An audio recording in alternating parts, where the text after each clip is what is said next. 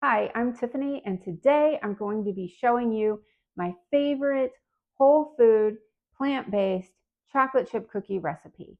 This is so simple.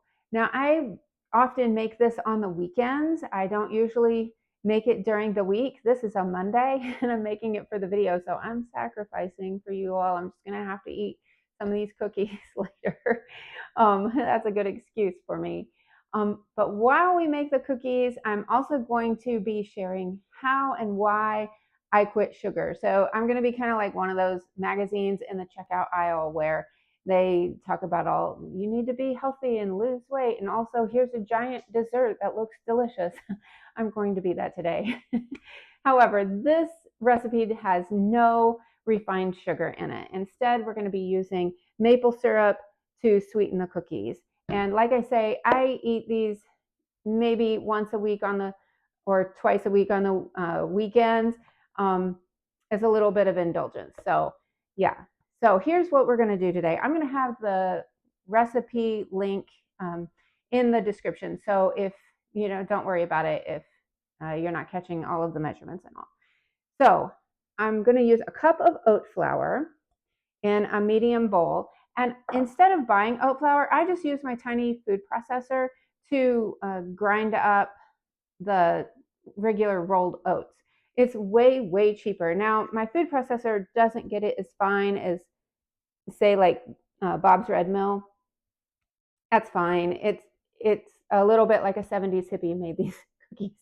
It's a little crunchy, but it's still good, way, way cheaper and worth not having to buy that $8 a pound flour. So that's my tip. If you prefer the finer texture, go for it. And it is delicious if you do that. But I also like it with a little bit more texture to it. So to this cup of oat flour, and I apologize, but the thing that holds my camera, I need to get a different one, but it won't flip down so you can see what I'm doing. Apologies for that. So we're going to just deal with what we've got here. Now I'm going to use just half a teaspoon of baking soda, and I just add that straight to the bowl and mix that in. Now to my smaller bowl, I'm going to add a half a cup of nut butter. And now I like this mixed nut butter from Costco. You can also use almond butter, or you could use tahini. The original recipe that my daughter shared with me has tahini in it, but I find tahini is a little hard to find, and it can be really expensive, whereas this nut butter from Costco I think is, I don't know, in the $7 range for a jar in our Costco. That seems, I don't know, fairly reasonable. More reasonable than the tahini prices I've seen. And I always have this nut butter on hand. This is just one of my staples that I keep around. Now, I used my half cup measure to measure that out. I'm going to use the same half cup measure to pour in 1/3 cup of maple syrup. This is a half cup. I'm doing a 1/3 cup. So so going to be a little bit more than half. It's okay. We don't have to be exact. We can be close enough. So I don't know if you can see that or not. Right into the bowl it goes with the nut butter. And then I'm going to use a teaspoon of vanilla. And I'll measure this. I'm using the same measuring spoon that I used for the baking powder. So I like to not have a lot of dirty dishes. If you're going to have a treat yourself to not a ton of dirty dishes. So, okay, so all I'm doing here is stirring this. Again, if this was going to be a cooking channel, I would fix my camera holding contraption so that you could see what I'm doing. But this is not really going to be a cooking channel. I'm just sharing this one recipe because it's yum. Okay, so I've stirred that together with a spoon. All I'm going to do is pour the wet ingredients into the dry ingredients. Now, this does take a little bit of stirring. It's not hard. It looks like it's not going to come together I have gotten in there with my hands before, but if you just keep, that's really messy. If you just keep going with the spoon, eventually it kind of comes together. So yeah. So like I said, I will tell you, I quit sugar 5 years ago. And when I quit, it was just cold turkey. So I had been kind of thinking about it. I get migraines, and I had been kind of wondering if maybe I quit sugar, would the migraines go away? Would I feel better? I was completely addicted to sugar, completely addicted.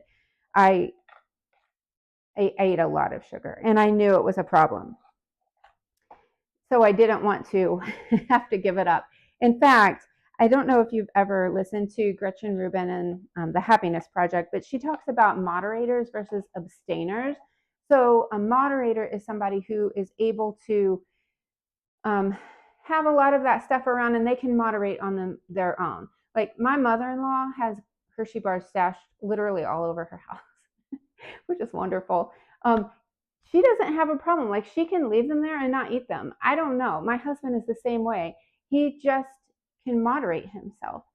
That is not the case for me. I'm an abstainer, and I knew this about myself. An abstainer finds it easier to never have something versus sometimes have it. I knew this about myself, and I didn't want to go there, right? Because who wants to think about never eating sugar? Like it didn't sound good. Anyway, let me get the baking sheets. I'm going to put these on two little sheets. Sometimes I use a bigger pan with parchment paper, but I'm all out of parchment paper. So we're going to use these little baking sheets. Okay, I've got these now. I'll lay those in there. Now, where was I? Oh, an abstainer. That's me. I have to completely abstain from sugar. I'm getting completely sidetracked here, but stick with me. I've got these plant-based Hershey's chips, or no, these are Nestle's. I really like the Ghirardelli plant-based dark chocolate chips. Those are my favorite, but these will do too. And you use about a quarter cup. Again, I don't really measure. It doesn't take a lot though. And then just again, you're going to stir those chips in. Okay, so back to my no sugar thing.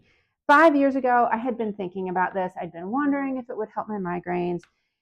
My parents, we were moving them down here to the town that we live in, and my daughter brought me a caramel macchiato from Starbucks, which I love.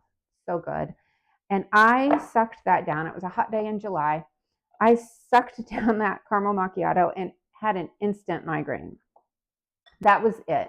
I decided then and there I was done with sugar. And I was really good about avoiding it. I wouldn't eat ketchup, barbecue sauce.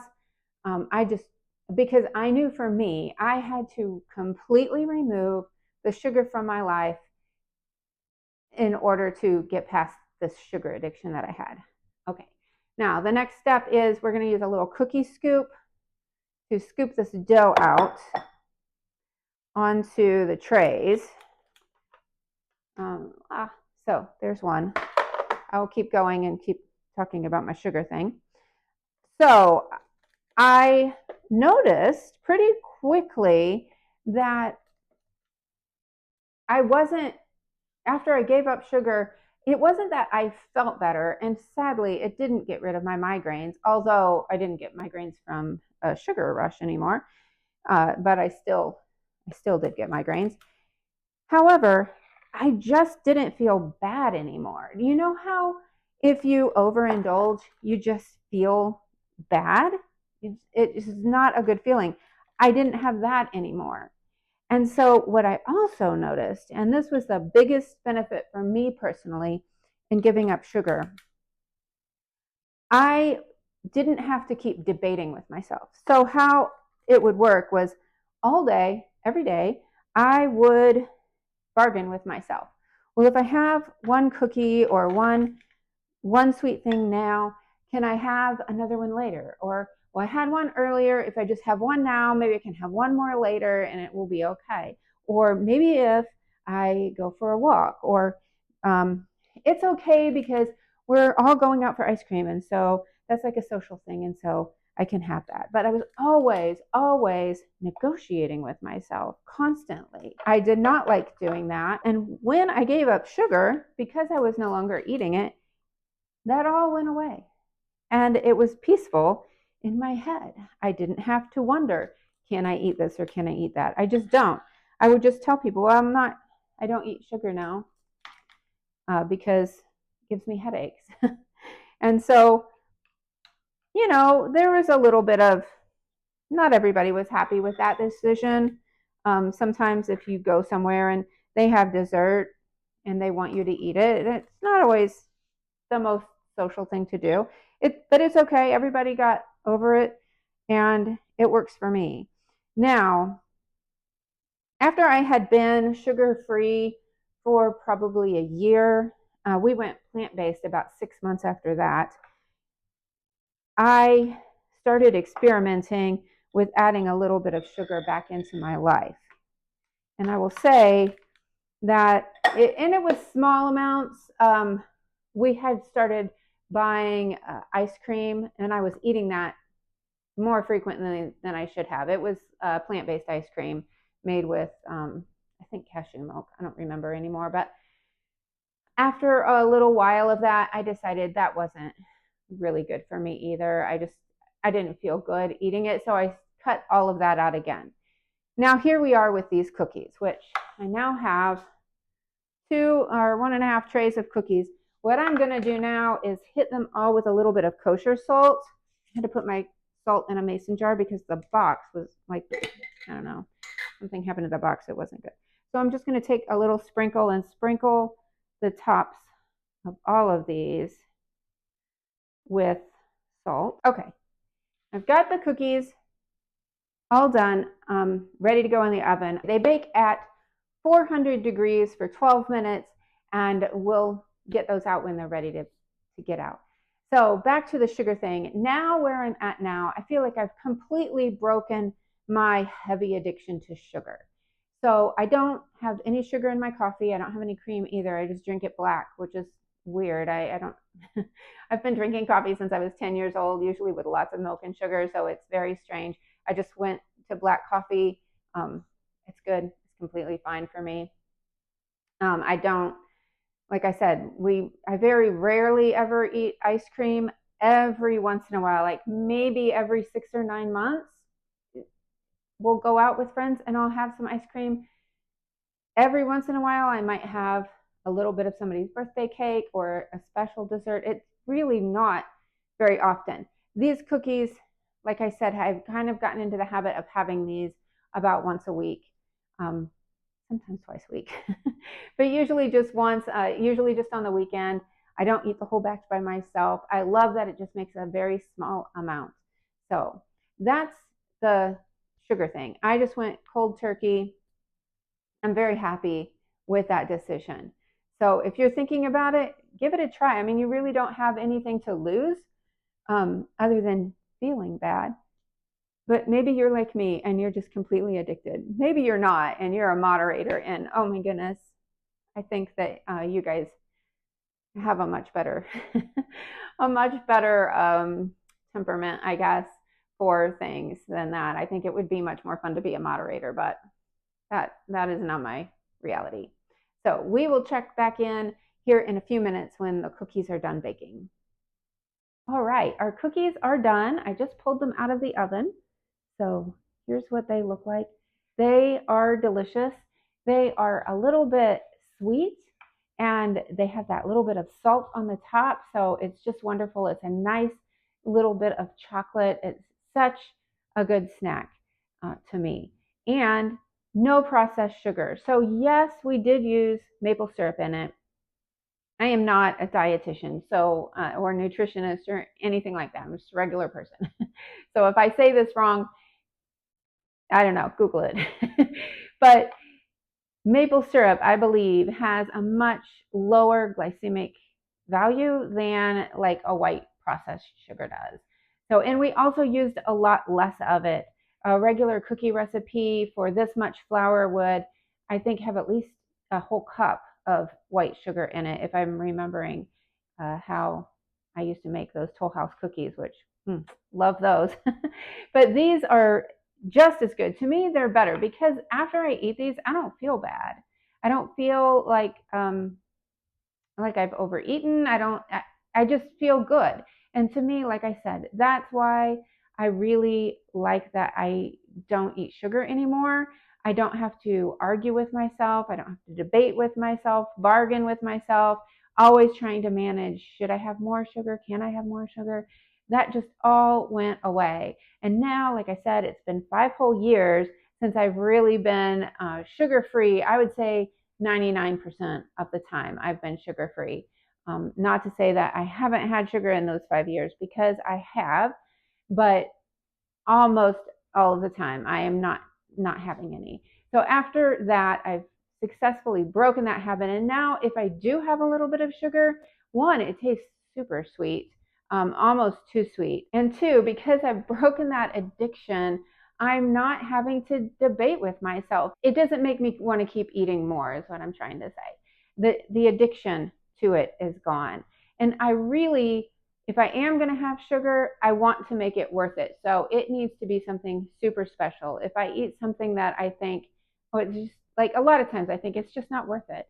In fact, when we were in Italy, we had gelato, and it was so good, and that was totally worth it. But we also had a gelato on another day, and it wasn't one of the finer places to get it. It wasn't worth it. To be honest, it just wasn't worth it to me. I've gotten a little bit more picky about the kind of desserts that I want to have. But that's just me.